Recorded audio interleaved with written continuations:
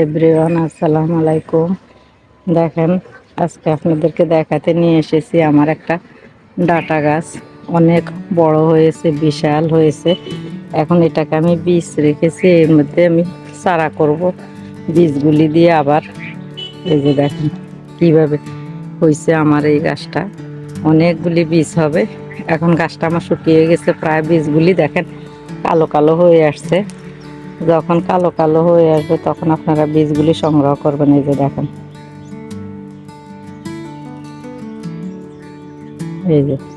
এই যে বীজগুলি কালো হয়ে গিয়েছে। এখন আমি এই গাছ থেকে বীজগুলি সংগ্রহ করব এবং আবার আমি এটাকে রোপণ করব।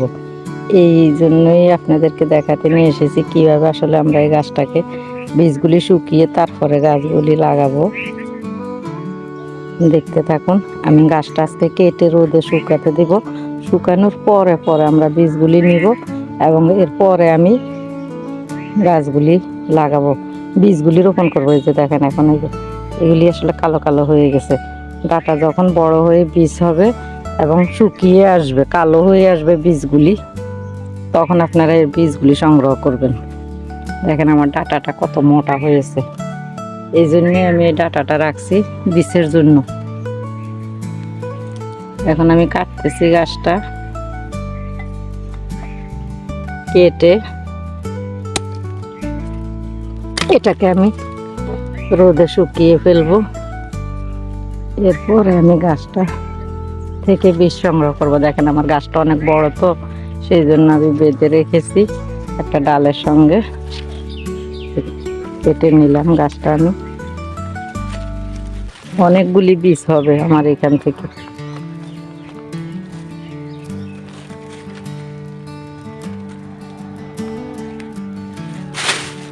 আমার ডাটাটা কত বড়, বিশাল হয়েছে। এই যে দেখেন,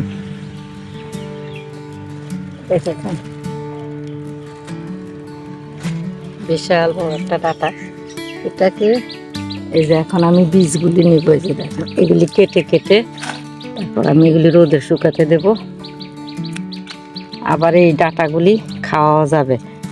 এই ডাটাগুলি অনেক বাতি হয়েছে, এগুলি রান্না করলে আসলে অনেক স্বাদ হয়। এই যেভাবে বীজগুলি আমি শুকাতে দিব,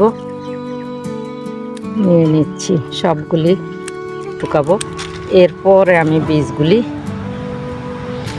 আবার রোপণ করব, সেটাও আপনাদের সঙ্গে আমি শেয়ার করব। এই যে দেখেন আমার ডাটার বীজগুলি এইভাবে আমি এই যে দেখেন ছাড়িয়ে গাছ থেকে রোদে শুকাতে দিয়েছি।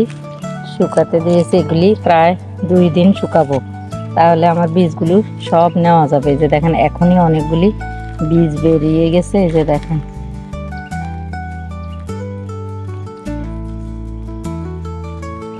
আপনারাও এইভাবে ডাটা বীজ রাখবেন, ভালো দেখে রাখবেন।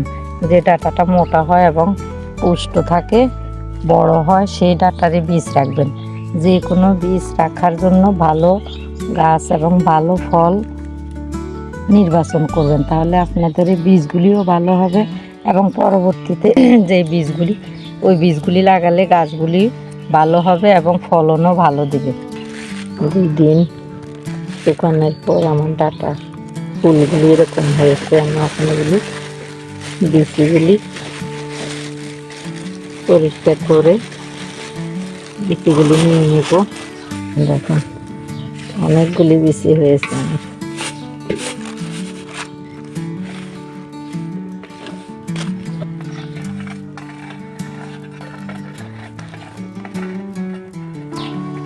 আজকে এই পর্যন্ত শেষ করলাম।